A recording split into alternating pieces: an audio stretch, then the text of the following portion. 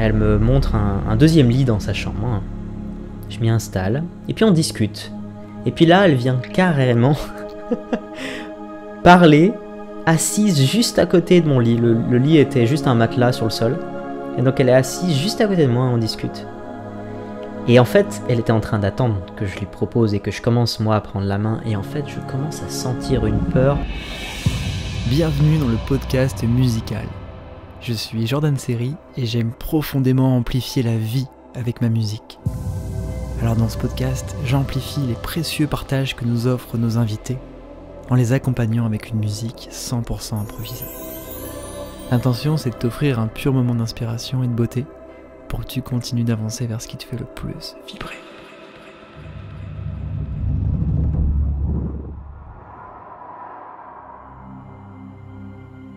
Ferme les yeux une seconde fois. Plonge dans un monde idéal, une collectivité humaine idéale. Qu'est-ce que tu vois ?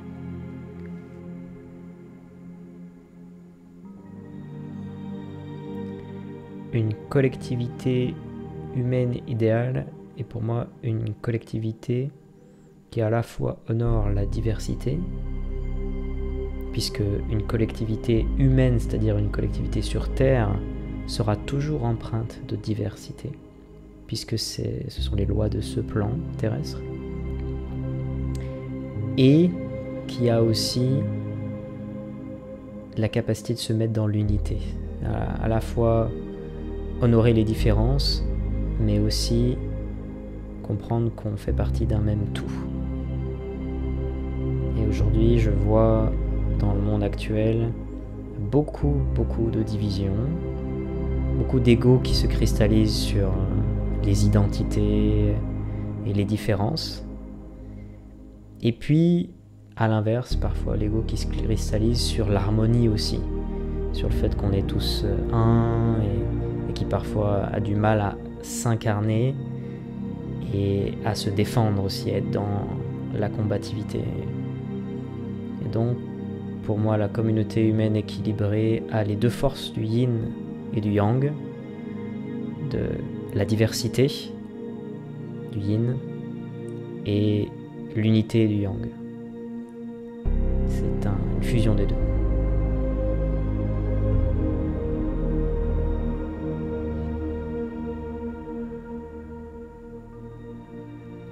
Yes. Ça m'inspire un chant.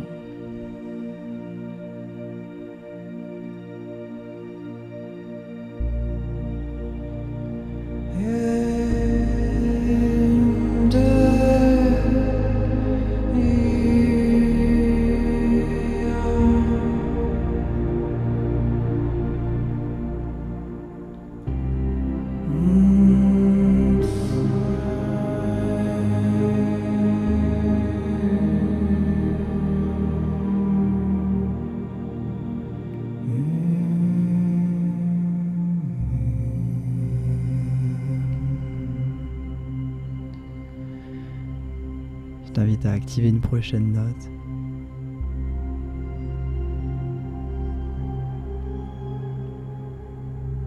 Do.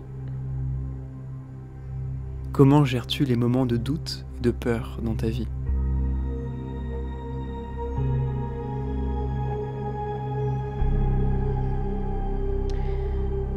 Bien, c'est drôle que tu me poses cette question puisque j'étais en thérapie à 1 heure de ça.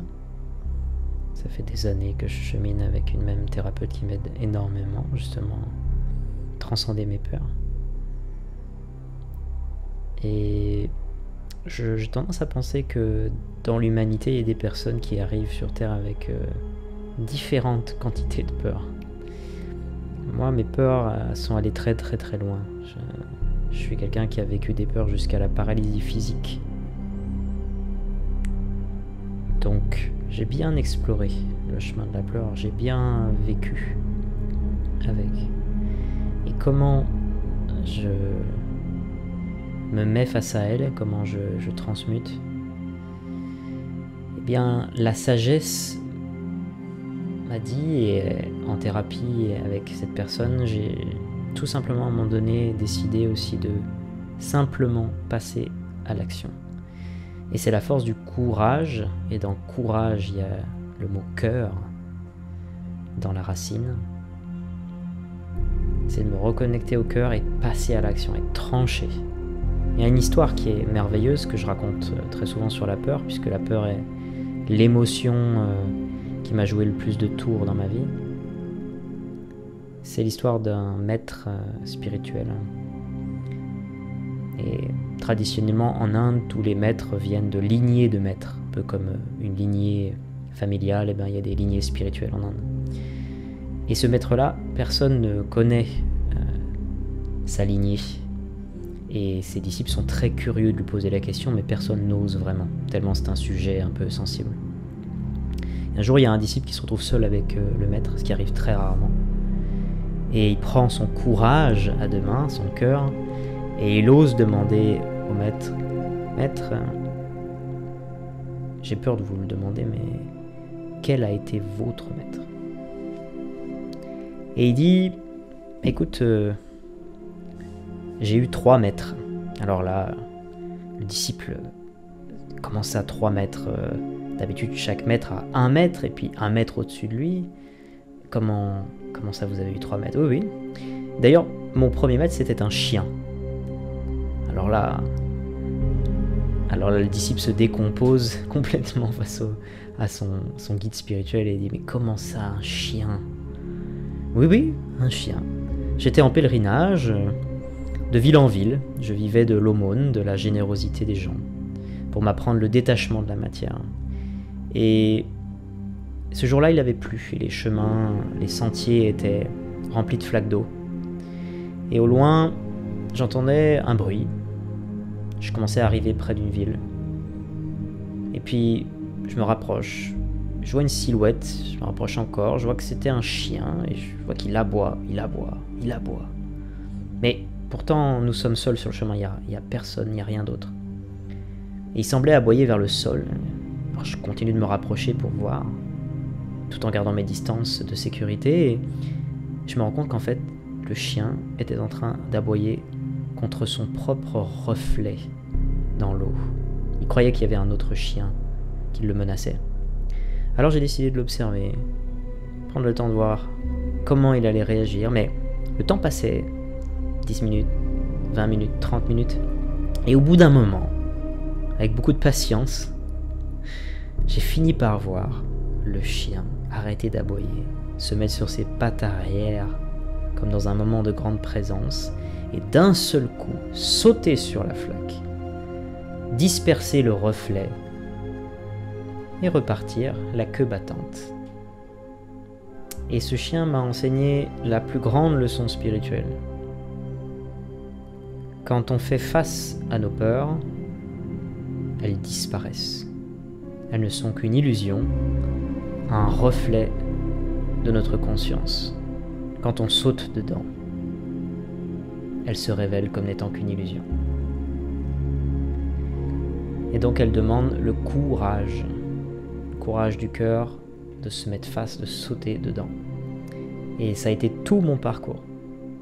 De 12 années de cheminement spirituel, de 8 années d'entrepreneuriat, d'oser à chaque fois sauter dans mes peurs, de là où l'intuition me menait.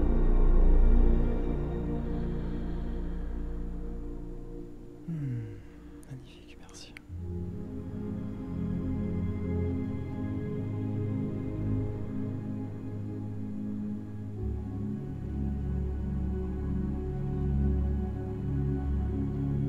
Est-ce que tu veux activer une prochaine question? Une autre note? Sol. Raconte-moi une anecdote inspirante, une belle histoire de vie. Tu vas nous raconter une belle histoire déjà. Peut-être quelque chose de plus intime, enfin de plus personnel.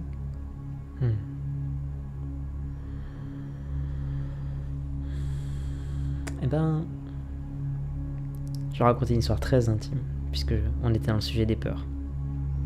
Je vais raconter le pire moment. Le pire moment qui m'est arrivé, qui aujourd'hui est assez neutre, puisque j'en ai vécu des vertes et des pas mûres. Celle-là est très lointaine maintenant. J'étais un jeune homme à la fac. Il faut savoir que j'ai fait une licence d'anthropologie, je m'intéressais déjà beaucoup au fonctionnement de l'être humain, puisque l'anthropologie est la science de l'homme. Et à cette fac, un jour, il y avait une fille en particulier qui me plaisait beaucoup. Et un jour, j'ai osé m'asseoir à côté d'elle. Et ce qui était extrêmement difficile pour moi, ce qui me demandait des efforts colossaux, j'ai même osé glisser une petite blague à un moment donné pendant le cours. Et osé lui demander... parce que je crois que j'avais vu qu'elle écrivait dans une langue que je connaissais, qui était le sanskrit. Est-ce qu'elle faisait des cours ou quelque chose comme ça. Et en fait, elle m'a dit oui, je fais un cours de sanskrit tard le soir. Et elle m'a même invité à aller avec elle. Donc je suis allé au cours. Le cours était vraiment tard, c'était les derniers cours, genre à 20h ou quelque chose comme ça. Et déjà, rien que ça, c'était énorme pour moi d'avoir osé faire ma blague, osé comme ça, c'était déjà énorme. Et puis en plus que ça ait répondu et qu'elle me proposait de venir, je me disais tiens, une porte s'ouvre. Et à la suite de ça, donc à la fin du cours, elle m'a carrément proposé de venir chez elle. Alors là aussi, c'était une première pour moi, c'était genre les portes de l'univers qui s'ouvraient à moi. Et on est allé chez elle. Et c'était génial, on a rigolé, on a mangé, on a bu un coup ensemble. Et là, elle m'a même proposé de rester dormir. Et là, c'est vraiment le Saint Graal qui commençait à se rapprocher. Et je me disais, mais c'est incroyable quoi. Et puis à ce moment-là, je commençais à avoir la peur qui commençait à venir tambouriner en moi parce que c'était très très challengeant de me rapprocher d'une femme. Même si ça m'était déjà arrivé dans ma vie, j'avais déjà eu des rapports intimes, mais c'était toujours très challengeant, en tout cas ce moment de la rencontre, ce moment de la découverte. Ce moment où je ne sais pas si elle va m'accepter ou me rejeter. C'était la peur du rejet, la blessure du rejet qui était présente. Et donc, elle me propose d'aller me coucher. Elle me montre un deuxième lit dans sa chambre. Je m'y installe, et puis on discute. Et puis là, elle vient carrément parler, assise juste à côté de mon lit. Le lit était juste un matelas sur le sol. Et donc elle est assise juste à côté de moi et on discute. Et en fait, elle était en train d'attendre que je lui propose et que je commence moi à prendre la main. Et en fait, je commence à sentir une peur à une échelle bien plus grande encore. Je commence à sentir mon corps qui commence un peu à trembler. Je vois bien qu'il y a tous les signes devant moi. L'univers a mis les signaux au vert. Mais moi, j'ai une peur qui me dépasse, qui est dans ma chair, qui est dans mon corps, qui me cloue au matelas. Et je n'arrive pas à formuler les mots. J'ai tellement peur qu'elle me rejette, alors que pour l'instant, il n'y a rien de concret. Il y a tout plutôt du domaine de l'accueil, à l'inverse du rejet. Mais j'y arrive pas. Et elle finit, elle, par encore oser encore un pas. Et elle me demande si j'ai envie de l'accueillir avec moi dans le lit. Et je dis oui, bien sûr. Et donc elle s'installe là carrément à côté de moi. Et là, mon niveau d'angoisse a atteint son paroxysme. J'ai jamais ressenti ça de ma vie que ce moment-là. C'était la première fois et la dernière fois, heureusement, que mon corps s'est figé. Donc j'ai vraiment eu une paralysie physique, avec un niveau d'angoisse très très très fort dans la poitrine, comme je n'avais jamais vécu, et une incapacité à l'embrasser, à simplement tourner mon corps vers elle et à aller là où elle m'invitait à aller et où j'avais envie d'aller. Et le temps passe, elle attend. Et sa patience a fini évidemment par avoir une fin. Et donc elle a fini par se relever. Elle est allée se coucher. Et à ce moment-là, j'ai essayé de prononcer son nom et de lui demander de venir me rejoindre. Je me suis un peu relevé sur le lit, j'étais encore semi-paralysé et les mots n'arrivaient pas à sortir de ma bouche tellement j'avais peur. Les mots n'arrivaient pas à sortir de ma bouche. Et ça, c'était le moment le plus dur, le plus triste, ou en tout cas un des plus tristes, mais en tout cas le plus dur de ma vie. Et le lendemain matin, on s'est dit au revoir, comme deux amis. Elle ne comprenait pas ce qui s'est passé, j'ai pas réussi à lui exprimer. Et la balade entre chez elle et l'arrêt de métro était assez longue. Ça devait être une quinzaine de minutes, vingtaine de minutes à pied. Mais ça m'a paru une éternité. C'était la marche la plus longue de ma vie. Avec une sensation vraiment d'échec total, de ne pas avoir honoré les portes qui s'étaient ouvertes à moi. Et je crois que ce jour-là, ça a forgé à l'inverse quelque chose en moi d'une force de dire je ne vais plus louper les opportunités et je vais tant bien que mal essayer de percer cet opercule de peur. Et le fait est que les années suivantes, je suis plutôt allé très très loin dans l'exploration de mes peurs, entre m'autoriser à aller fréquenter les hommes les plus élégants de la planète dans le plus grand salon de la mode en Italie, aller interviewer ces gens qui m'inspiraient et me faisaient peur et m'impressionnaient tellement, jusqu'à ce qu'ils deviennent certains des mentors et des amis. Puis oser coacher rapidement des personnalités connues de notre milieu entrepreneurial et les emmener un pas plus loin, alors que moi je me considérais pas du tout au même niveau d'avancée entrepreneuriale. Et à chaque fois de sentir que c'était juste de le faire, parce qu'il ne s'agit pas de sortir de sa zone de confort juste pour se blesser, mais de sentir que c'est juste, d'avoir peur et de faire avec la peur. Et aujourd'hui, c'est ce que j'essaye de partager aux leaders. En tout cas, c'est vrai que je touche beaucoup des personnes qui viennent me voir et qui ont de l'ambition. Et cette ambition vient souvent avec des résistances et des peurs et le besoin d'être aidé à avancer main dans la main, étape par étape, pour transcender ces peurs et se mettre dans le succès. Et pour ça, il y a une sorte de prix d'entrée parfois à payer, qui est le coût de la peur, mais qui est bien plus faible que le coût de l'inaction et de la frustration. Voilà pour la petite histoire. Yes. Merci.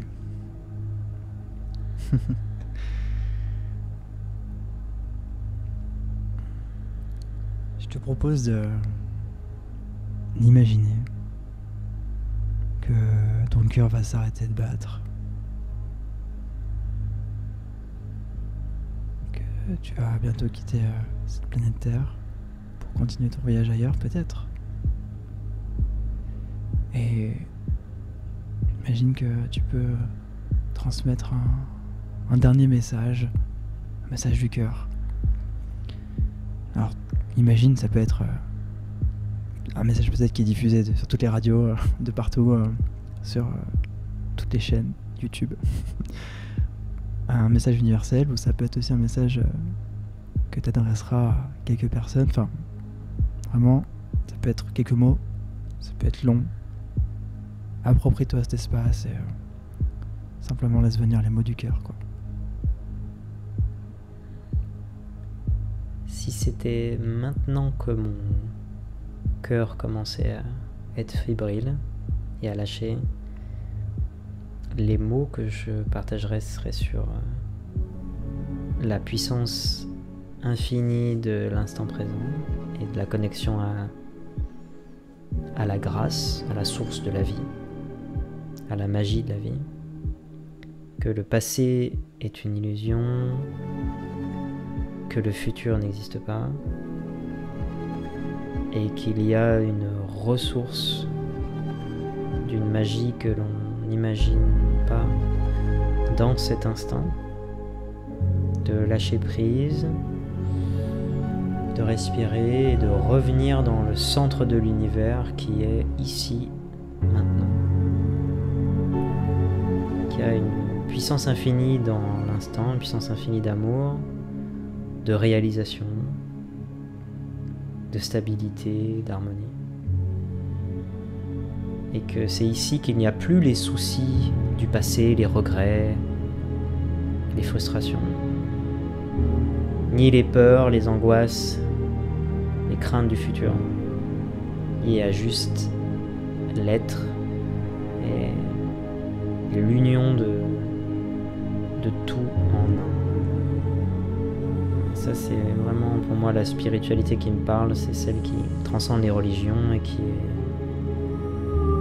est une. Et c'est quelque chose qu'on peut vivre ici, maintenant, dans l'instant. Il n'y a rien à faire, tout est là. C'est simplement une réalisation et un lâcher prise.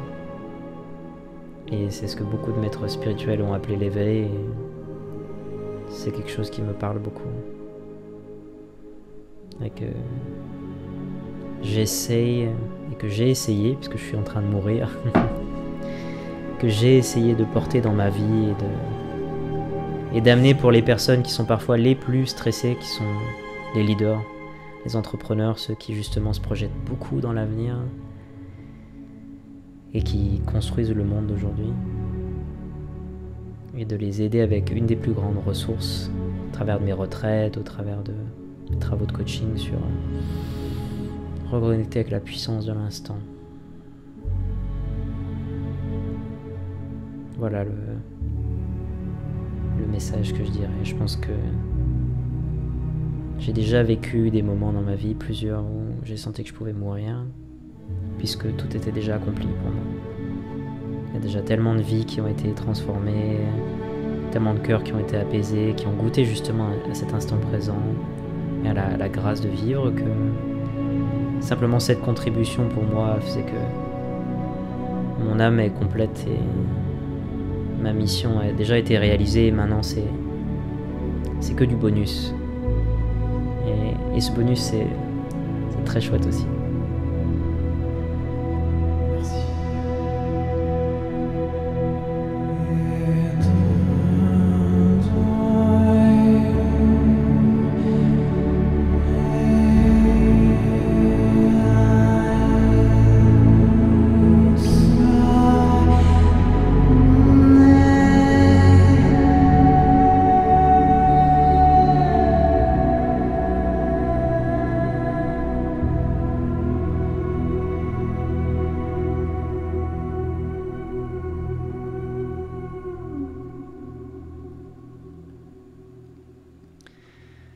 Merci Romain pour ce voyage, pour ce partage. Merci à toi, c'est très puissant. Tu viens d'assister à une démonstration de ce que j'appelle la musique vivante. Une musique purement improvisée dans l'instant, en connexion avec la vie. J'ai la joie d'être au service des personnes qui veulent de la musique vivante pour leur création, pour accompagner leur méditation, soins énergétiques, vidéos, messages inspirants. Il y a même la possibilité de recevoir une musique vivante pour son âme, comme un cadeau que l'on s'offre. Alors, si le cœur t'en dit, tu peux réserver un rendez-vous téléphonique d'une 10aine de minutes pour que l'on en parle de vive voix.